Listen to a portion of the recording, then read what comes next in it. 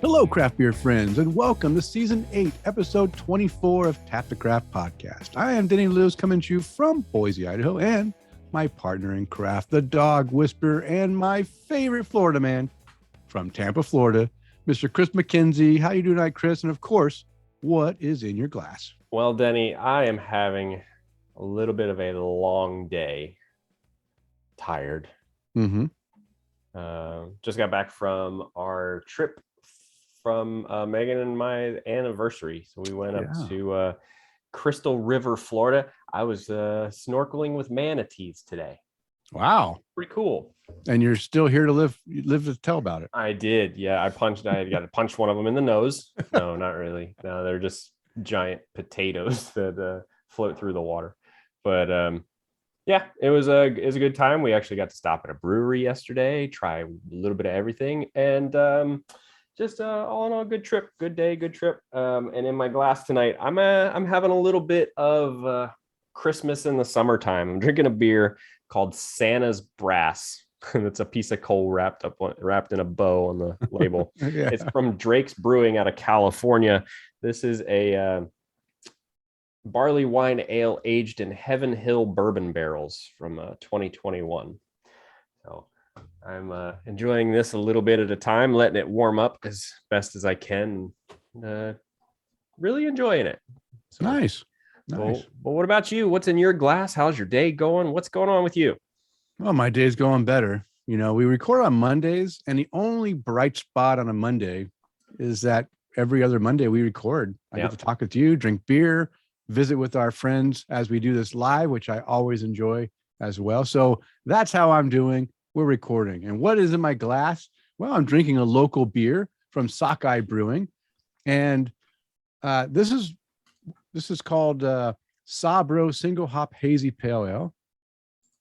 So it's just not, nothing too special as far as the label, but I love the fact I saw this and I've had their hazy stuff before. I'm like, yeah, they're okay, nothing special. But I saw it was a pale ale, which I am kind of really enjoying these hazy pales a little bit more than the hazy IPAs lately, because they're not as big and there's a little bit more subtle. And this one is nice because it's featuring one of my favorite hops right now, and that's a Sabro hop. And I want to see what they could do with this hop.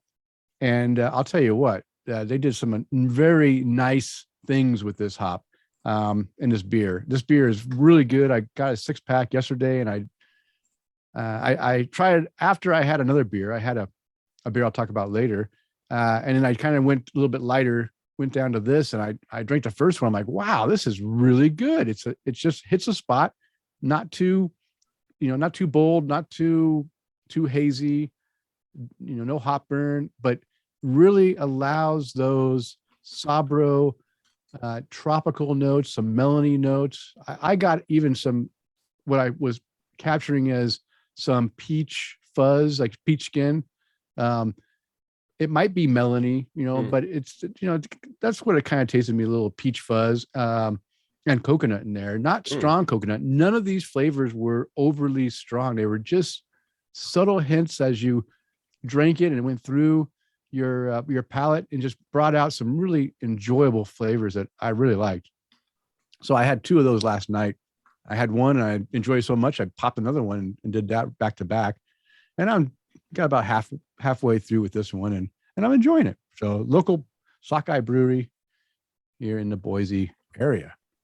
And congratulations to you and Megan on that 18 years. 18 years. That's nothing to, that's awesome. I'm proud of you guys. Well, thank you. Yeah. We're legal adults now.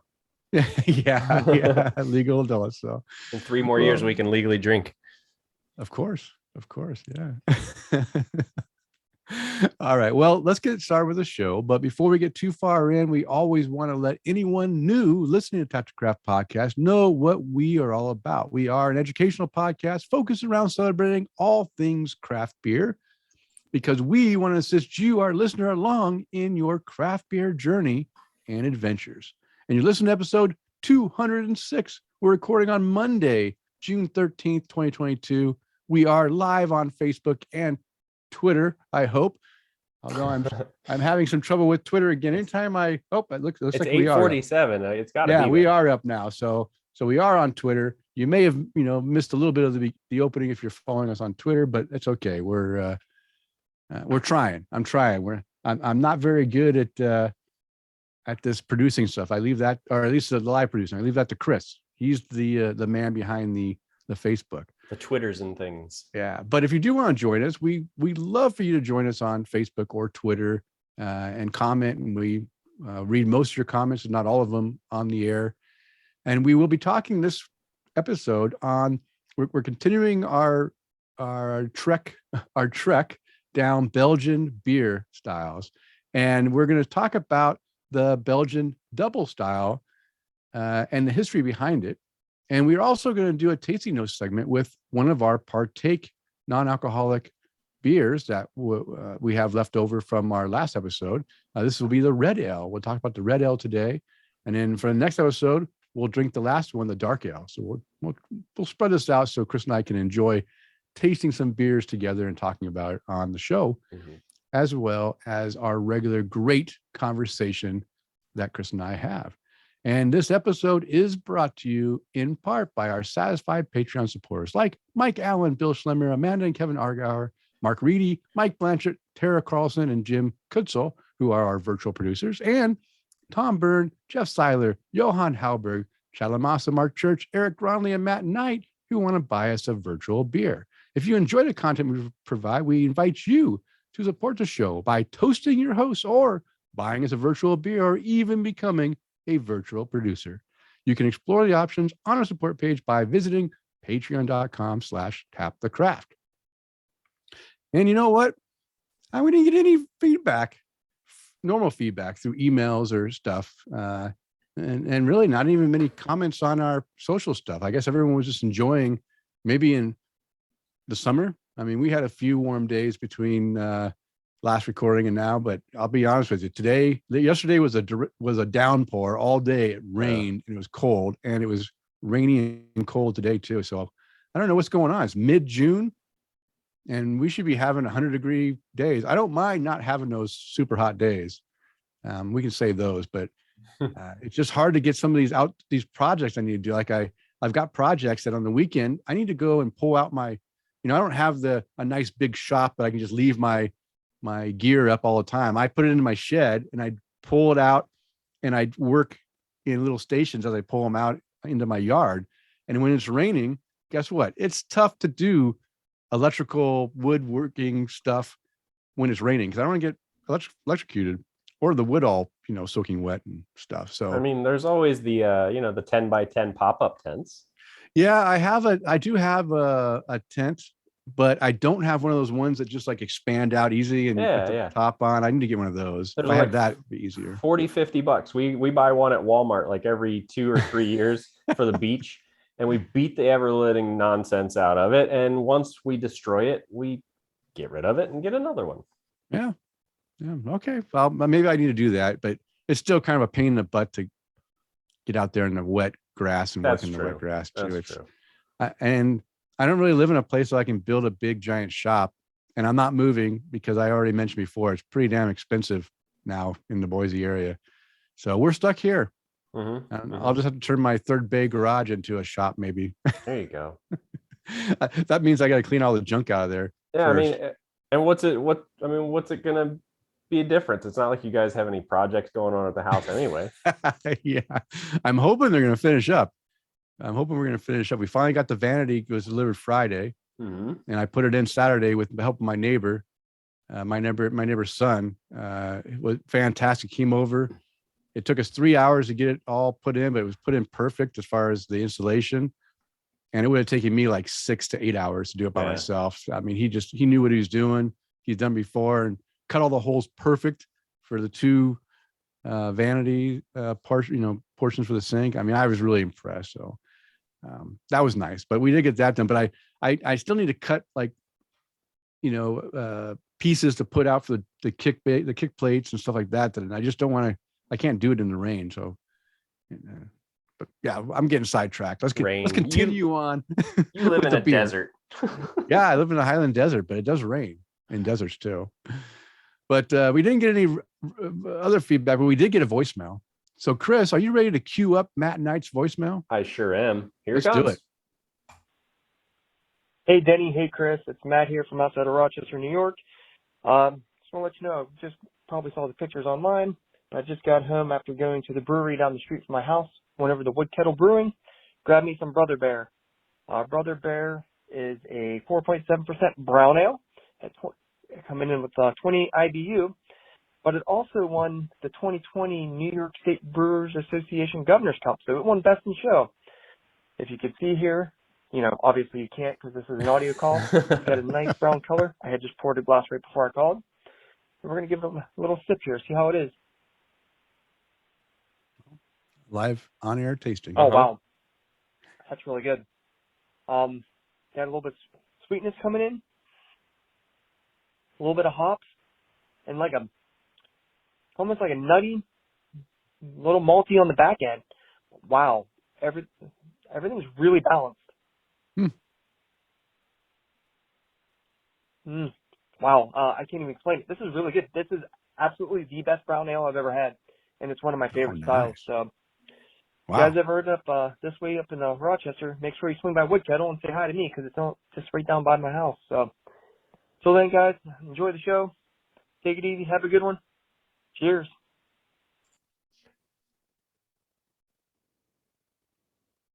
Are you waiting for something else? No. Oh, okay. I got nervous because you went still for a second, and I'm going, oh man, what's happening? Oh yeah, I think it's we're probably both having some internet slowdowns. Not sure what's going on, but that's okay. We'll make it through. But yeah, a little bit of Matt's got kind of roboted, but we're okay. We're okay. We'll move on. But thank you, Matt, for sending that voicemail. We really appreciate that. And hey, I'm a big fan of brown ales myself, and you're a big fan of brown ales, and you just had one that you think is one of the best ones you've had, which is saying a lot. So now I need to come visit you, try your brown ale, and take a look at that Governor's Cup. I saw it. I saw the picture you posted, and it's a nice. It's like a Stanley Cup, but it's like, I guess, isn't that what the Stanley Cup looks like? Have you seen the picture, Chris? I didn't get the chance to look at it. I really I came in, dropped my bags off, took a shower, and threw my beers in a cooler and started pounding away at the notes and just, hey, I need 15 extra minutes. So no, I haven't had the chance to look at it, unfortunately. No problem. Well, you're a trooper for being able to drive all the way in and then jump on with me. And at least you cleaned up for me. I did. I took a shower. I'm so fresh and so clean. Got my freshly washed Trek hat on. So yeah, it's all good. All right. Well, if you want to be like Matt and leave us a voicemail, you can do that very easily by calling 208-536-3359, or if it's easier for you to remember, 208-53-ODDLY. Leave us your voicemail. Do what Matt did. Go visit a brewery, grab a beer, bring it home, taste it on the air with us, and let us know what you're tasting and how you enjoy it. We appreciate that. That could be a really fun thing to do. Yeah. Actually, you know what? We do have it's about time for another contest, isn't it, Chris? Seems like it.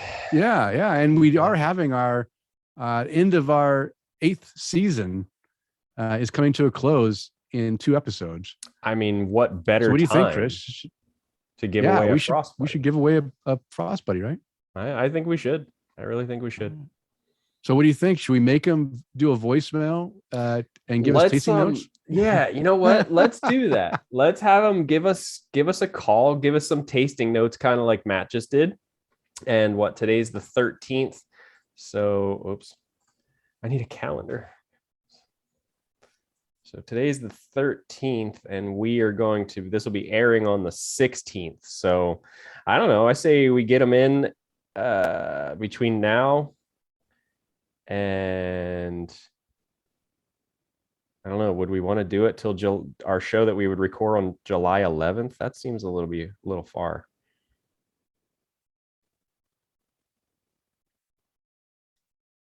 I mean, we can.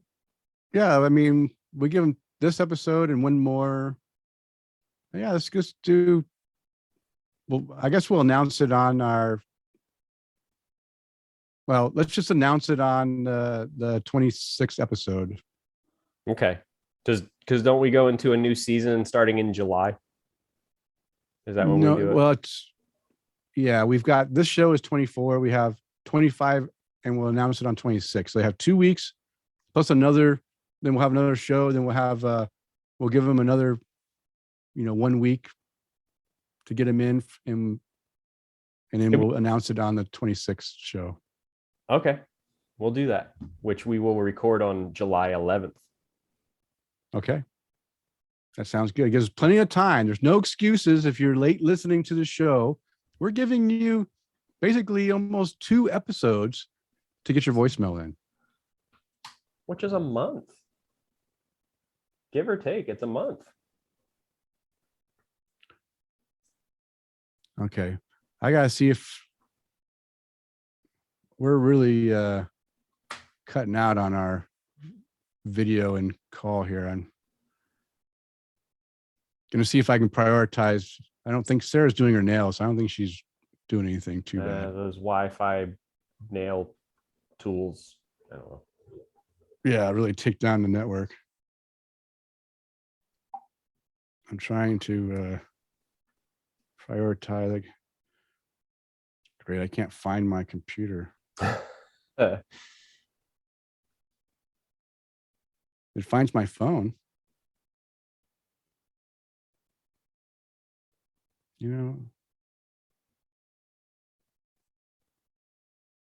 This is really great. I apologize to our live listeners, but please stand by. We are experiencing technical difficulties.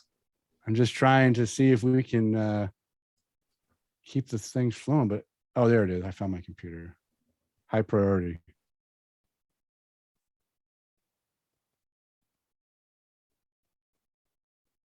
Set the total bandwidth before using. What do you mean set the total bandwidth? I want it all, damn it. Oh.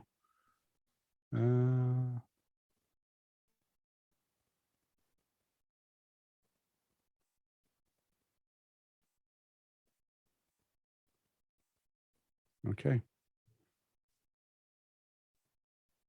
You sure? You got it? Yeah. Okay. All right. I'm prioritized, Chris. So now I hope that you're prioritized on your end. I was prioritized before I even signed on with you. Okay. Let's see if this works. See if it is, I'm going to go down after the show and blame Sarah. Take away her internet privileges. Actually, you know what? I'll blame Sarah. How about that? That way you can defend her honor and I'll say it was Sarah's fault this whole time. Okay. Sounds good. All right. Well, if you would like to contact this show with your comments or questions, you can reach us through email at tapthecraft@gmail.com or Twitter and Instagram at tapthecraft. And of course, Chris wants to interact with you on Facebook at facebook.com/tapthecraft. And we do have our very own website at tapthecraft.com. And Chris, guess what? It's time to continue the conversation because now it is time for our Untap the Craft segment, and where we get to see what our listeners are drinking according to Untapped. Well, I'm going to start off by continuing Mr. Lamassa's check-in streak for the 22,447th show in a row. Chad is drinking a When We Ruled the World by RAR Brewing or RAR Brewing, depending on who you ask. It says it's just a nice hoppy pale ale that he gave 4 caps to. Johann Hallberg is drinking a Sunny Little Thing by Sierra Nevada that he gave 3 3/4 caps to, but no notes to go along with it. I had that one the other day. That one was really good. Lauren F is drinking a West Coast style triple IPA by Tombstone Brewing Company, 4 1/4 caps from her. And Alex Fuchs is drinking an O'Hara's Irish Stout on Nitro by O'Hara's Brewery that he gave 4 1/4 caps to as well. Let's see. Next up on the list, let's do Chad's again because Chad's drinking a Secret Machine Baked Alaska by the Dewey Beer Company out of Delaware, I believe. He said, this is fantastic. Raspberries and cream, a touch of chocolate on the finish. 5-cap rating for that beer. Moving on up the list. The picture caught my eye on this one, Lauren. Lauren F. is drinking a Hippo Hooray by Tripping Animals Brewing Company, podcasting about mental health and superheroes. So had to go with a Moon Knight theme. I really like the label art on this beer, and she's drinking it out of a glass that there's a guy drinking. Oh, okay. It looks like what's the raccoon's name from Rocket Raccoon? Rocket Raccoon. Yeah. Rocket Raccoon's pouring a beer into a beer bong.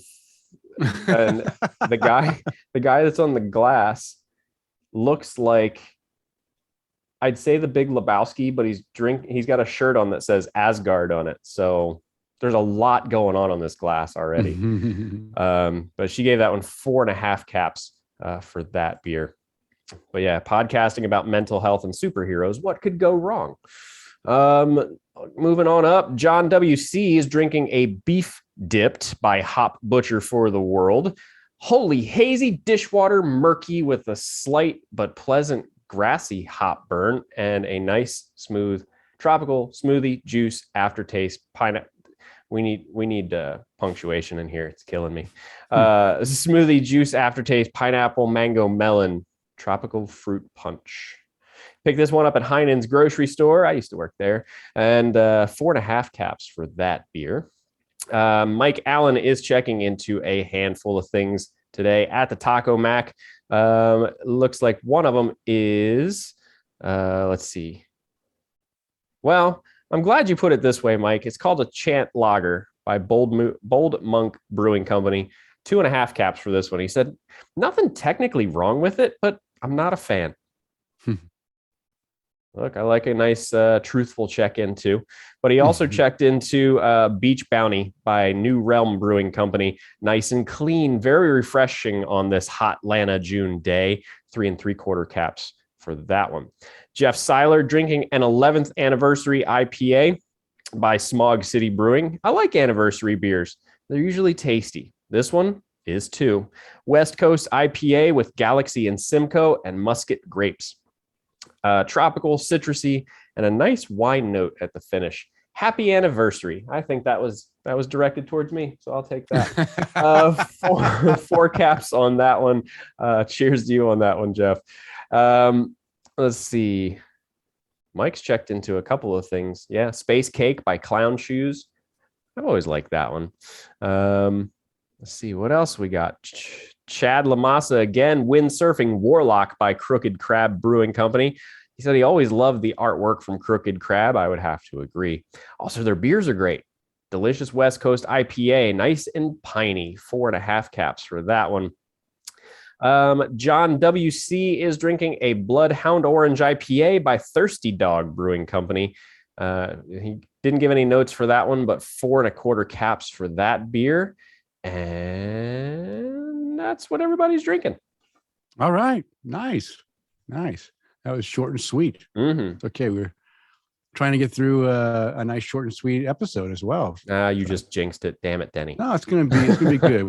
We're cruising on through. But before we cruise too fast, are you ready to pop open another one of these Partake Brewing beers?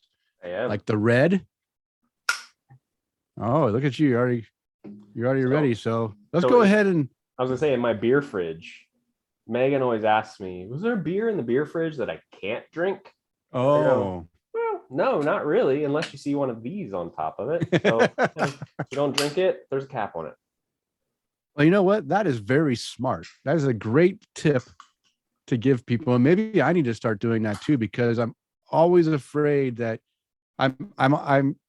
we're very free with our beer as far as when guests come over. And when Sarah has friends over and I'm not home because I'm working or something, I'm always afraid that she's going to, provide something to her friends that I was saving for, the right occasion. And now that you provided that really awesome tip, I might use that. I might just put that little cover on each of the ones that are no touch, Yeah. so that she doesn't accidentally give away one of my good beers. And come on, how many of these things do you I mean, have lying around your house? Well, I recycle them, so I don't have very many, but at any given time, I will have at least 12 in my recycle bag, because it goes out every few days. Yeah. But I go through a bit of beer, and most of the beer I'm drinking right now is with cans, so I do have a few of those. Listen, the aluminum, the world of aluminum is going to be taking over very, very soon. Because Okay, so did you get your beer poured? I did not. I'm unfortunately going to have to drink it out of right out of a can today. So you're going to be, yeah. No glasses, huh? There's some black flakes in the bottom of this thing. Uh-oh. Maybe I should go get another glass then. Well, I took a nose hit, and maybe it's not. Maybe it's just my glass. Actually, you know what? It's just the bubbles. Never mind. It's my glass. It's just, I was thinking, is that black? But I think I was seeing things because I do a nose hit, and I smell like very low, like black tea notes. Yeah. What do you smell out of that can? Connor, glassware is everything. You're right. And I suck today. I'm sorry. So can you get anything out of that can opening? Yeah, sure can. Stuck my schnoz in there so far. I got some on my nose. No, I'm definitely, it's harder to get the smell, but I'm definitely I'm getting some dankness out of this too. But I'm getting some caramel smells, like some sweetness smells, but some hoppiness, but also a little bit of dank notes coming out of it too. So wow, you're getting a lot out of that. I'm getting maybe a little caramel sweetness, but to me, what I really smell is black tea. Yeah. So let me taste it. Let's go ahead and take it. You already took a sip? No, I snorted a line of it, but I definitely see what you mean by that black tea. So I'm getting it in the taste too. This one tastes like I'm drinking iced tea. Yep. I don't know if it's supposed to taste like drinking iced tea, but that's what it tastes like. It does. It tastes like it tastes like carbonated iced tea. Yeah. And I don't hate that. I don't hate it either. It's just not a beer. This is the one. So far we've had our fourth one. The first three actually tasted like beer, but honestly, this one tastes like you said, carbonated tea, like carbonated black tea. Okay. So for those of you that are unaware of what Denny and I are talking about, first off, shame on you. You should listen to our previous episode. No, we're talking about beers from Partake Brewing. We spoke to the founder on our last episode, and they were gracious enough to send us a sampler of a little bit of everything that they have. And not only, well, Denny, we tried the pale ale. There was like a peach goza and a blonde, and the other three very much, if you knew what you were drinking, you'd go, yeah, I can definitely tell that it's non-alcoholic. Yeah. If you didn't, it might catch you.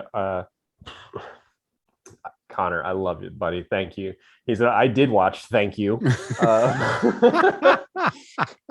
He just missed the opening of what we were doing. but anyway, yeah. So these are pretty cool. The gentleman that founded this, he is no longer allowed or no longer able, because of some health concerns, have beer. So he said, well, I want to be able to brew something that I can drink that it tastes like beer. And even this one, Denny, I'm really liking this one. Actually, no, I mean, this is a good beverage.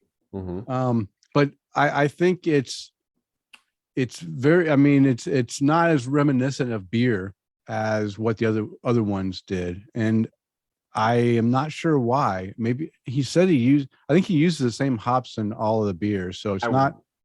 I would say that you are correct, because the same kind of notes that I got from the pale ale, for example, like the same hop flavor that I get in this too, but the malt I'm sure is different.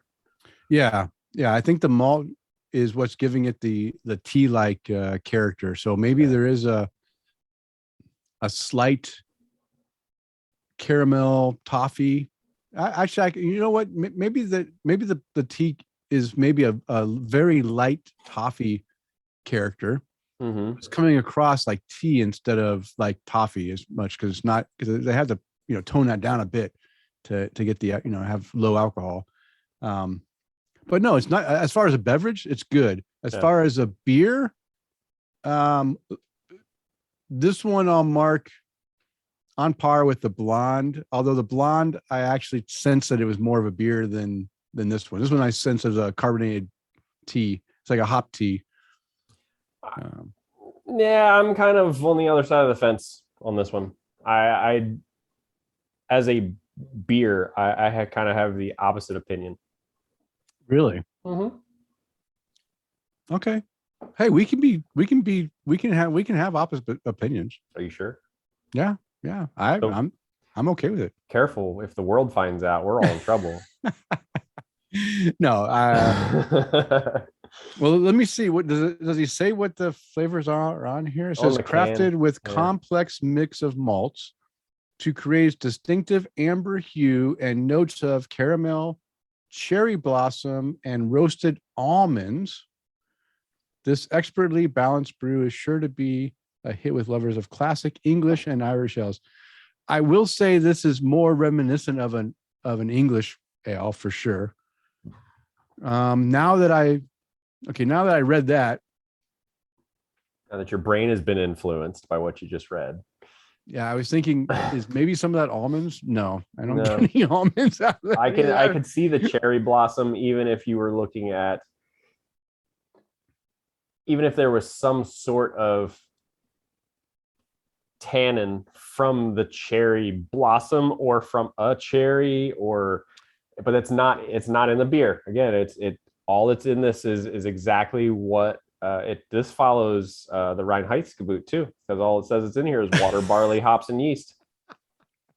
So I can't agree with what I think cherry blossoms. I think you're right. I think that could be the floral or herbal floral notes that I am getting out of this. Maybe that is right. Maybe it's I'll go with cherry blossoms are what's giving me the tea-like character. But there's no cherry blossoms in it. Oh, that's the right. flavor. That's the flavor profiles you're getting. Well, they call it cherry blossom. I call it black tea. Oh man, that's okay. Well, hey, it's good. It's good. It's a good beverage, but lower on the beer for me, higher on the beer for flavors for Chris. That's how we go. So we have this, right? Yeah. So you're this, and I'm this. And Connor had also made a good point too. He said the NA market is growing very quickly in the country, but it's being driven towards a specific market. Hence the reason this beer was brewed, or this whole brewery was founded. It has its place, he says, just not in front of me. Touche, sir. Touche. Yeah, it's not for everyone, but at work we just had a little conversation about NA beer. Yeah. And I mentioned that, hey, well, we did some tastings on NA beers on the show, and not that people at work don't listen to my podcast, but there are a lot of new people, so I'm trying to spread the word to the new people that might be interested in listening to the show. But go write it on the bathroom stall with a Sharpie. Well, I have a Tap to Craft sticker right on my sticker right in the bathroom wall. Yeah. There you go. But I need to be more obvious, I guess. I mean, I've given stickers to people, I've given cards, I've done stuff, and they say Yeah, I'll listen. They never do. Oh, I got it downloaded. It's next in queue, but I don't listen to podcasts, so it might be a while before I get to it. That kind of stuff. Yeah. Thanks, man. Thanks for the support. Listen, they're supporting you right here, right now. Right? Don't ask me to buy any Girl Scout cookies. That's right. We're like, how many episodes did you listen to? Oh, one? Okay, I'll take a box of cookies. Thank you. No. I'll take one One Thin Mint, cookie, please. Yeah. No, I mean one cookie, not an entire box. Oh. Yeah. Well, Connor, since you're still on here, I'll answer your question that you asked us. What are we drinking? If you answer it first, what are you drinking? So, I'm going to finish this partake. Yeah. I mean, one good thing is that we can down these. I mean, I got one sip left. We can down this quick and then go to our next beer because it's like water, right? It's low calorie. I was thirsty. Oh, this one has 25 calories. The I other was one's looking had at that 10 too. and 15. Yeah. This is one of those high calorie ones. Yeah. Ooh, I'm feeling a little weight coming on already. That's right. It went right to my thighs. All right. Well, there we go. There's our tasting notes for Partake Red. Yeah. It's not bad. It's not horrible. Go try it for yourself. Get the variety pack. Okay. Well, hey, let's get on with the show. It's time for our Beer Speak 101, where we briefly define common and not so common beer terminology. And I've been listening to the shows with my wife. If we listen together while we're driving or whatever, she doesn't mind listening and interacting, but she just won't listen to it by herself because she's, doesn't have time to do that. And we're enjoying listening together, and she's making comments and everything. And during these listening sessions, I realized that we say a word quite often that our listeners may not fully understand what we're talking about. And that term is opening up. Like a beer, as it warms up, is opening up more. And I kind of think of it as like a flower, right? The bud of the flower, when it's when it's not mature, is close held together. And then as it gets more and more to maturity and wants to bloom, it opens up. And now you get that full fragrance and character out of that flower from the insides. It's kind of like that. So let me explain. I wrote, these are all my notes that I just took out of my head because I went searching to see if anyone out there tried to explain what it means by when you're doing tasting notes and the beer opens up as it warms or stays out longer. And I couldn't find anything. So I just made this myself. So what I said here is, so when we first open and pour a beer into a glass, the aroma and flavors may be subdued due to the beer being too cold, and also the compounds and volatiles. And these are like things like carbohydrates, yeast esters, and phenols, hop compounds, ethanol, etc. They're not as active.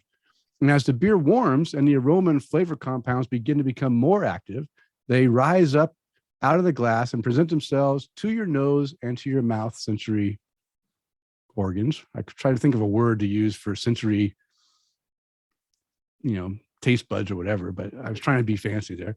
And the beer begins to open up more to the subtle flavors that may have been hidden by the prominent aromas and flavors.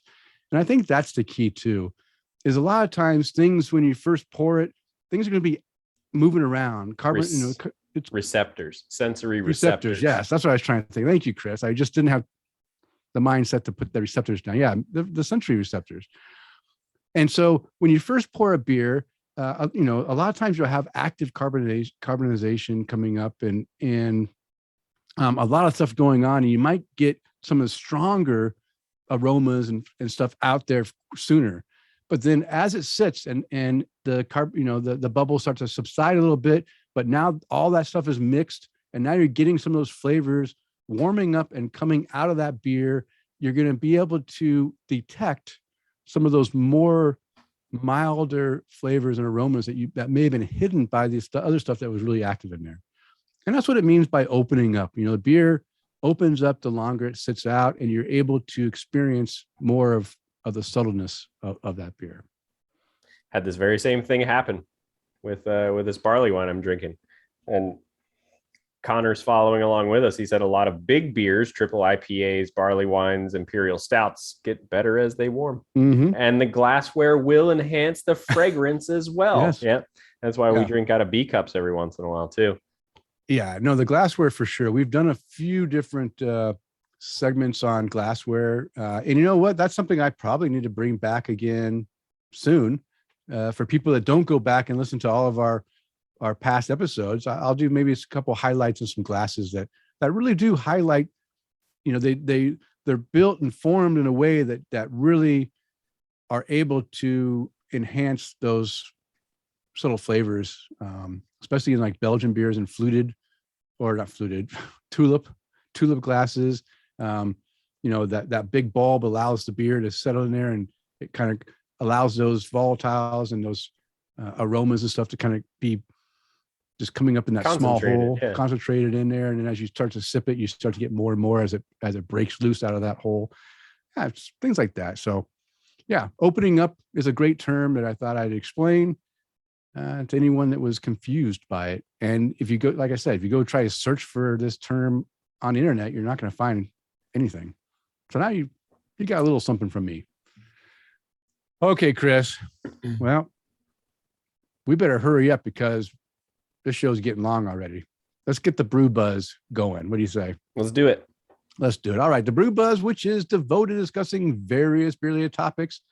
And this week we discuss the Belgian Dubbel style and the history behind the Dubbel.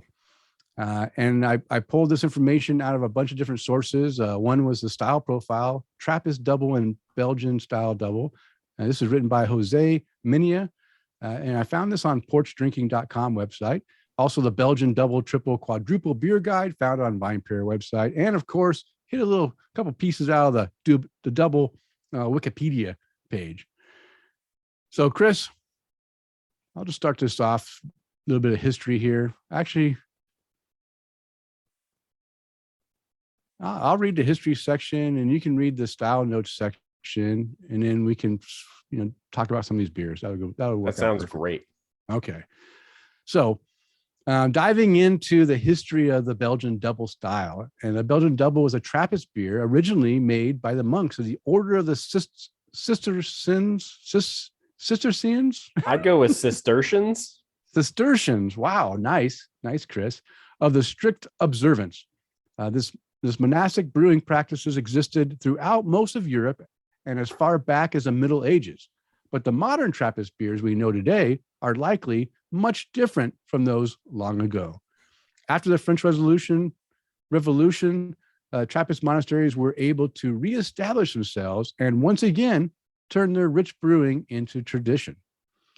In 2014, Chris Florian Klemp wrote an article in All About Beer magazine where he discusses doubles as such. The general style is usually referred to simply as Belgian Dubbel. Many that fall into this category, however, have no such designation. Chimay calls them Premier. Ackel, Bruin, and Rochefort call them Six. Some also use Brun or simply Abbey, like an Abbey Ale. Dubbel has collectively come to be the term that encompasses the medium to strong Swedish dark top fermented brew. All right. So a Dubbel is considered Trappist only if the monks either brew it themselves or supervise the production of the beer in question. A brewery not under supervision of the monks and thus granted permission by the monks to use the Trappist designation is considered a Belgian style Dubbel, but cannot have the Trappist explicitly in the branding. The origin of the Dubbel was a strong version of a brown beer brewed by Westmalle Abbey in 1856, which is known to have been on sale to the public in June of 1861. In 1926, the recipe was changed and it was sold as the Dubbel Bruin. Following World War II, Abbey beers became popular in Belgium and the name Dubbel was used by several breweries for commercial purposes. So there's a little history behind the name.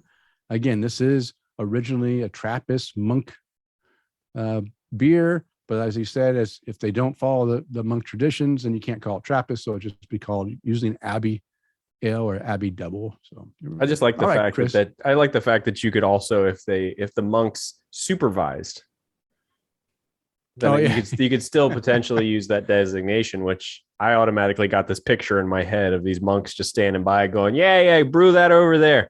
Make sure you do it this way, do it that way. Yeah. Supervise the process. Now tithe. Yeah. So talking about some style notes, according to the 2015 BJCP style guidelines, a Belgian double is a deep reddish copper, moderately strong, malty, complex Trappist ale with rich malty flavors, dark or dried fruit esters, and light alcohol blended together in a malty presentation that still finishes fairly dry. The color, as well as with the yeast character, are the main distinguishing characteristics of Belgian double. Non-Trappist styles will usually be identified as Abbey style or some other way of identifying the nod to the monastic tradition. The lowest of the number sounding Belgian beer names created by the Belgian monks at the Westmalle Monastery in between the late 19th and early 20th century, they brewed a stronger version of what they drank at the Abbey, hence Dubbel. Mm-hmm. And the rest is history. Complex and fairly high alcohol. The deep color of the double doesn't come from the roasted malt, but something called candy sugar. Originally, brewers used caramelized beet sugar for this, which imparts chocolate, dark fruit, and or burnt caramel qualities. Mm-hmm. These flavors and colors are almost entirely resultant from the heavy addition of highly caramelized or kilned beet sugar, which ferments completely into alcohol, lightening the body of the finished beer and contributing to its dry finish. The caramelization of the beet sugar is also the major contributor to the Maillard flavors, including chocolatey, caramel, and nutty tones that give the double its wide gamut of flavor complexity. Hop flavors won't make much of a showing beyond a trace of moderate bitterness, allowing the malt and yeast to impart more of their flavors, with Belgian yeast strains lending some coriander and peppery spiciness, fruit esters, and higher alcohol to balance out the round, ruby voluptuousness. Yeah. You know, the double is not as popular of a style that is brewed in the US as far as a Belgian styled beer. But I'll tell you what, I really do, in the last few years, there's been more and more breweries that do this. And I actually had a friend of mine's wife home brews, and I'm pretty sure he didn't tell me what beer that he brought when he came in last, but he brought, he brings bottles of beer from his wife, and his wife just had her first mishap where she didn't ferment it all the way out, and she had one bottle blow and it broke the shelf, and they took the rest of them out, and basically it was like a cannon going off and all these bottles blowing. She lost the entire batch. So she had her first mishap after about five or six batches. But the last one that he brought to me that she did, I believe it was a Belgian double because it had all these characteristics. And I was drinking, I'm like, it's definitely Belgian-y. And it had a lot of these flavors. And honestly, it was really good. And I think it seems like it can be a style that homebrewers can brew and brew a decent beer that is that might hide some of any flaws that might be in there. But I enjoyed this one. And I think she did do a double because it had, to me, it reminded me of a Belgian double, but you'll find more and more local breweries are brewing these up, and I recommend going out and trying them. We're going to, right now we're going to provide you some Belgian beers that you might find in your local bottle shop that's come over from overseas. But don't hesitate to try some of the local beers too. And there's some US based ones. I didn't put this in the list because I didn't want it to be too long. I'm burping up that Partake. There's a lot of carbonation in there. Yeah. But Ommegang has a double. I think Allagash has a double. Those are two bigger breweries that in the East Coast you should be able to get Allagash and Ommegang both. But those are two that have decent Belgian style beers. I don't know about much on the West Coast stuff, but yeah. So I guess that's I'll go ahead and I was going to say here locally, our restaurant / brewery called Three Bulls, Tracy brews a hell of a double.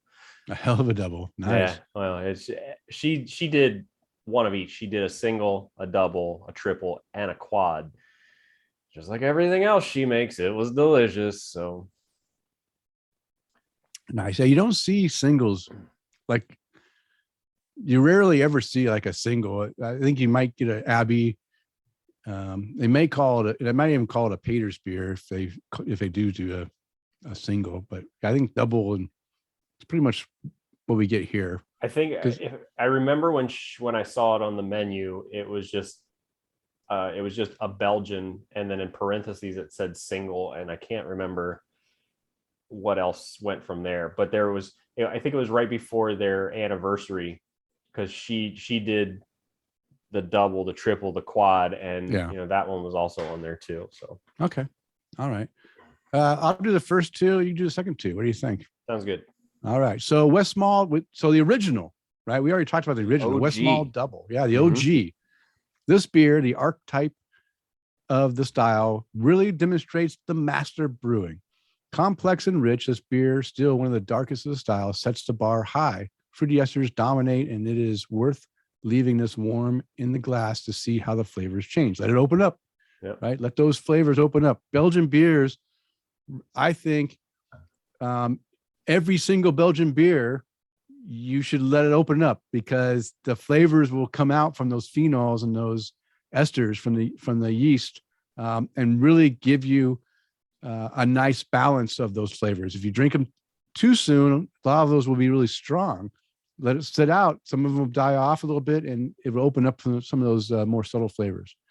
And then the other one that you can find, this one you can find everywhere. Chimay Premier, which is the red label. Oh yeah. Chimay this is Chimay is.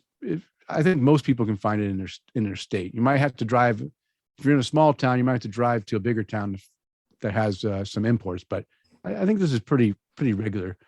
And I think I might pick up one just to revisit it. I haven't had a red for a long time. I usually get the blue. You want to do a tasting notes with that one? Yeah, we should try it. Yeah. Or if we can, or at least with the blue. I mean, you can find the blue everywhere. Yeah, the blue is everywhere. The red's pretty prominent too. But yeah, I mean, we can either try to do it the next couple months, or we can definitely wait towards fall, and we'll have more seem to come into my area in the fall months. Well, if you find it out and about, grab a bottle, and it's not like it's gonna turn quickly or something. No, yeah, they age well. All right. Okay, so Chimay restored their monastery after the French Revolution in 1850 and began brewing just 12 years later in 1862. Shortly after restarting the brewery operations, they began to sell their beer to the public in the monastic tradition to fund social services and projects of the monastery. After World War II, Chimay Premier was reformulated in order to better match what the monastery likely brewed back in 1862. This one pours with a large frothy head. Below that head is a reddish brown but brilliantly clear beer. The aroma opens up with sweet notes of brown sugar, almost reminiscent of toffee. So there we go. All right. So the Roquefort 6. With the uncertain times of the French Revolution no longer clouding Europe, Roquefort, Notre Dame de Saint-Remy, was able to restore their monastery in 1887. The brewery restarted operations in 1899, but it wasn't until after World War II that the brewery emerged as it is today. With the assistance of monks from the Chimay, Roquefort redefined the process and production methods and began producing high-quality beers. The beers as we know it today were last reformulated and solidified in the 1960s. It pours a coppery and brilliantly clear red with a large fluffy head. The aroma is distinctly brown sugar or like a spiced coffee cake. That sounds good. Yeah, Rochefort is one of my favorite Trappist breweries. I love their beer. The only problem is they're a bit expensive. Yeah. Is the only problem. They come in a smaller bottle.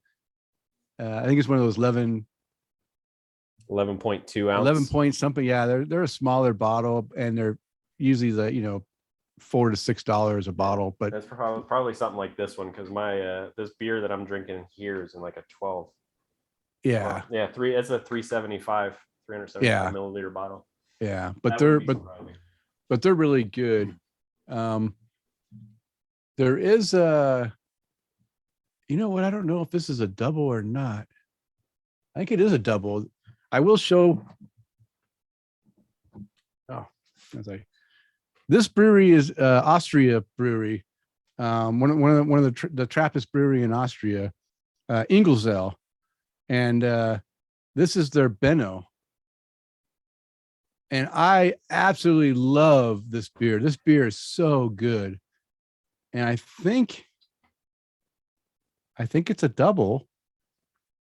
But it doesn't say. It just says Benno. Does Benno mean double in Austrian? I have no idea. Well, no, but if you can find this beer, if you're in your store, I would grab it. It is so good, and it is Trappist. And this one comes in 11.2 ounce bottle as well. So lucky us. But yeah, it's the same size the bottle the Rochefort is. A little bit small. Okay. A little sidetrack there, but I just wanted to mention one of my favorite Trappist beers. Oh, I found it.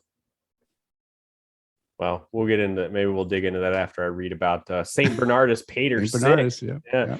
St. Bernardus is a commercial brewery in Belgium that has historical ties to the Trappist tradition, but is no longer affiliated directly with the Trappist monks. After World War II, St. Sixtus in West Velveterin. Yeah, I like it. West Veteran, yeah. Turned to St. Bernardus to help the monks commercialize their traditional beers. At the time, St. Bernardus was primarily a cheese factory, but by partnering with the St. Sixtus monks, they started to sell official Trappist beers. St. Bernardus continued to represent the St. Sixtus monks for 46 years until 1992, when the license came to an end. The beers still follow the original recipes of the St. Sixtus monks, but are now sold under the brewery's own brand, St. Bernardus. It pours a light copper with a thick but low tan head. The aroma is distinctively malty and has just a hint of spice. The first sip starts with a maple syrup-like note that gives way to plums, raisins, and figs. The sweetness is tame and does not stand out, and the yeast announces itself towards the end of the profile with a dash of spice with no clear identity. Sounds like most of the people I know. No dash of spice with no clear identity. Yeah, I don't think I've had the Pater Six. I've had so many St. Bernardus beers. Another interesting thing, on Untapped, I saw some check-ins, and one of our listeners that is now, I didn't realize he moved to Portugal, and he was drinking this. He said, "Yeah, I can get this. I can't get American beers, but I can get really good, all these Belgian beers and stuff." So he's been drinking Belgian beers, and he was every Friday he had a tradition of shotgunning a 1050, an Oscar Blues 1050. Every Friday he would shotgun a 1050. I'm like, oh my gosh, I can't do that. That's crazy. So Benno means brave, bear, or blessed. Oh well, okay. if that's the name. If that's the name. It's also a nickname given of Benjamin. Okay. Well, I think it's a double. I'm going to say it's a double. According to the website I was just on, it was classified as a saison or a farmhouse ale. No, this was not a saison. This was I remember this beer pretty clear, and it was I can't smell it. It's long faded. I can't smell the aroma. I don't think it was a saison. I need to look it up again. Well, I was not a saison. I distinctly remember it had those notes of brown sugar. No, it does, because it's talking about being it's a double. You're right. Okay. I looked it up on Beer Advocate, and I don't know where that other website came Oh from. my gosh, you're killing me. I'm like, I'm not going. I know I might be going a little memory, a little bit of memory problems, but I know that was not a saison. I would have definitely remembered that. Yeah, it's funny. Okay, I was right. It's a double. All right. Well, there is our little bit deeper dive into the double. You know, not as popular or famous as the triple and quads or the saisons or the wits or the lambics, but still a good style that you should definitely go and check out. The flavors are a bit more bolder than you can get with some of the other ones, so just keep that in mind. But they are good flavors, and let them open up, let them warm up, let those flavors come out. All right, Chris, before we wrap this show up, it's now time to go ahead and talk about some new and noteworthy beers. So would you like to chat about your new and noteworthy this week? Yes, I would, because I had two of them. I had one from Cigar City Brewing called, talking would be great today, called Large Magellanic Cloud. Okay. And it was a bourbon barrel-aged imperial stout with vanilla and coconut from Cigar City Brewing. This was part of their El Catador series. And I gave this one a 4.5 cap rating. This was also, this beer clocking in at 15%, drinking during a lightning game, because I'm now superstitious that if you're drinking Tampa beer out of a Tampa glass, you get Tampa wins. That's just how it works. I did see that. Check it. I knew what you were doing too. So they are naming all of these this series after constellations and things like that. So much so that they've got a little QR code on a tag that's around the neck of the bottle, which I think is really cool, that I haven't scanned yet, but I'll get into that. But anyway, 15% imperial stout, bourbon barrel aged with vanilla and coconut. And it was one of those beers that, just like you said, you want to let it open up a little bit, let it warm up, let the flavors come out, and, you know, fresh, cold right out of the fridge. No. But as it warmed up, it just got to be so, so good. 4.5 caps for that beer. And the next one, I feel like somebody's going to call me out on this eventually, because it's another corporate ladder beer, Denny. And I gave it 5 cap rating. This was for their 4th anniversary. It was their rum barrel aged Redrum. So they've got it's a fruited Berliner that is an imperial sour aged in rum barrels and then conditioned on strawberries, banana, caramel, and vanilla beans. This was not beer. This was breakfast. Clocking in at 7.8%. These, you know, so I think it's a 16.9 ounce bottle or a 500 milliliter bottle, disappeared pretty much like that at our house. So 5 cap rating for that beer. It was basically a fruit smoothie with some vanilla and bananas in it. And man, it was so good. I got a whole other bottle I got to drink in the fridge. So sounds good. Yeah. What about you, Denny? Let's hear about some of your noteworthy beers. Yeah. Well, I am drinking. I did open another beer after the Partake Red. I'm drinking this year's 3-way IPA. Okay. And this one is with Alvarado Street Brewery and Ravina Brewing, and of course Fort George. It's not one of my new and noteworthies, but I wanted to let everyone know I am drinking. Oh, as I'm burping, drinking it on the show. I'm a little. I mean, I got a 4-pack of it. I had one yesterday or day before, and I'm having my second one today just to see if maybe I was just having a bad day. It's a good beer. There's nothing wrong with the beer. It's just that I expect with these 3-way IPAs, I always expect something that blows my mind because they typically do really something different that just has a great flavor and blows your mind. And this one is just it's just a beer, right? It's just an IPA that honestly it's okay. It's good. It's not bad. It's just nothing special. A little disappointing. Right. No, just so you guys know. All right, now I'll get to my new and noteworthy. I'm starting off with not an IPA. I'm starting off with Fremont Brewing's Pride beer. This is a Kolsch. And heck, who doesn't like a good Kolsch style beer? I said a delicious Kolsch style beer A little fruity hop with solid cereal cracker malt flavor, clean, crisp, and refreshing. 4.5 cap rating. Really good beer. Celebrating Pride Month. It comes out during June for Pride Month. It says love wins. Hey, love does win. I just checked into my beer that I'm drinking, Denny.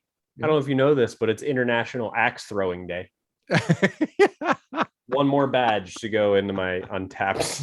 One more to go to the. I check in one beer and you get 6 badges. So Yeah. Anyway, sorry to interrupt. No problem. All right. The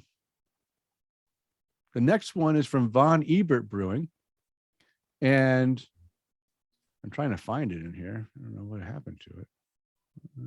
I found it. Okay. And this is Von Ebert Brewing out of Portland, Oregon.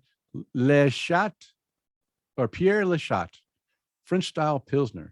Now I grabbed this because I grab everything that Von Ebert brings in because they make really clean, good beers.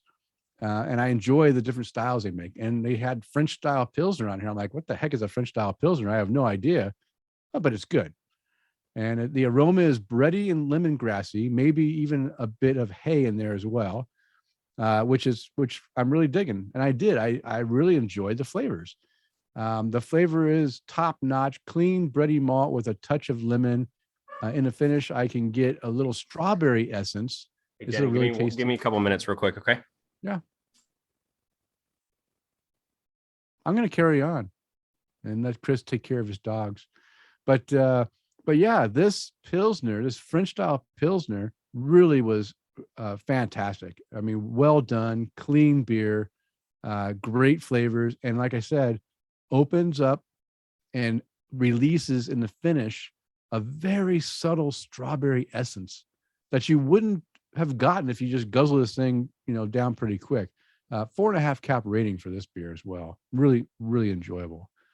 And then the last beer that I'll talk about was the one I mentioned briefly earlier in the show when I said I drank another beer and then I had 2 of these Sabro single hop pale ales. This is from the Bruery out of California. It's called Mischief. It's a Belgian golden strong ale. And I thought, you know what? We've been doing all this talk about Belgian ales. I need to start drinking some Belgian ales and talk about it on the show. And because the Bruery is just now starting to bring in some of their beers into our area, I felt that I need to go ahead and buy some of their beers that I haven't had before. Typically, I only get the Bruery when I go visit a festival that actually has the Bruery beers being served. So in this one, I say, all this talk about the podcast about Belgian style beers, I figured I'd get a 4-pack of this beer, a nice golden strong with expected yeast characteristics, but with just enough. The hops work well to bring out the great flavors, well done beer. And that's the key. This is a Belgian strong golden ale. And sometimes these can be very powerful Belgian yeast esters and flavors. This one does a really good job of having those flavors in the background and using hops that kind of work well with those esters and give you a little bit of hop character that just complements the Belgian yeast character as well. And Chris, now that you're back, this is the Bruery Mischief. I love the Bruery. Yeah, so they're just now starting to come into the Boise area.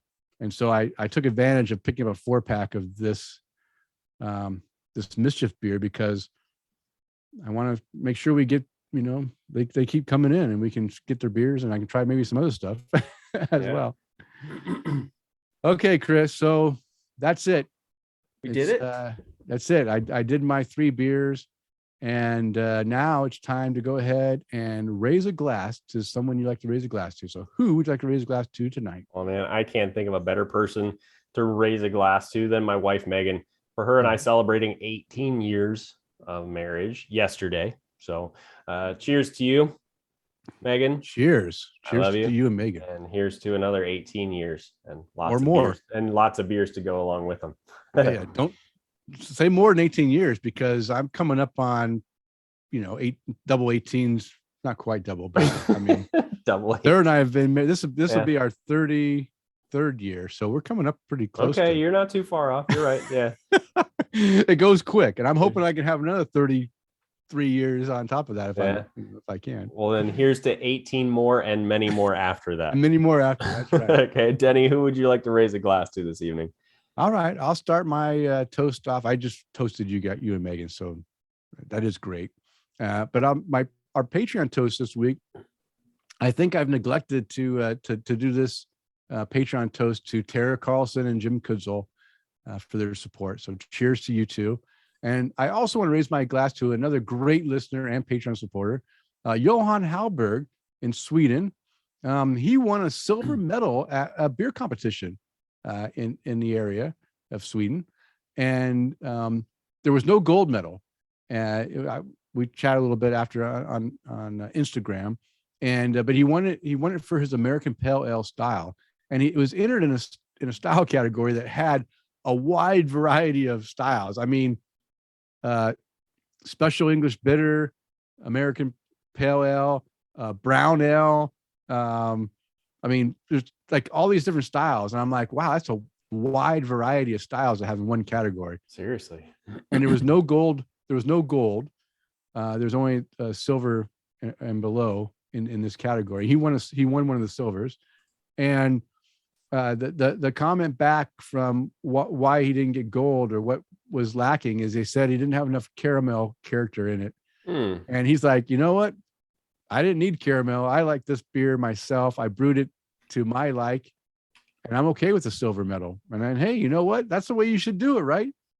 Brew beers that you want to brew, that you enjoy. And if it wins a medal, so be it. And if it doesn't, you're still going to win the taste award for yourself. But I'm just happy for Johan for getting some medal, getting some bling that he can hang up on his. That's awesome. Ball.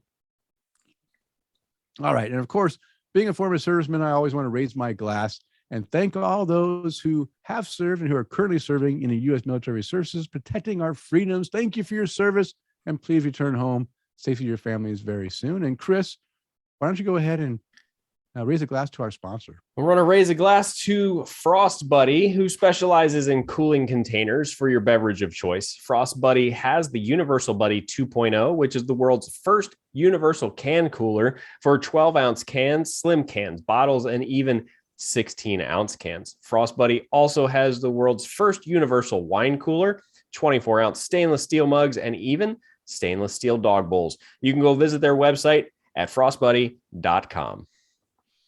And you can find the beers and links to the articles mentioned in the show in the show notes located on the show post at tapthecraft.com.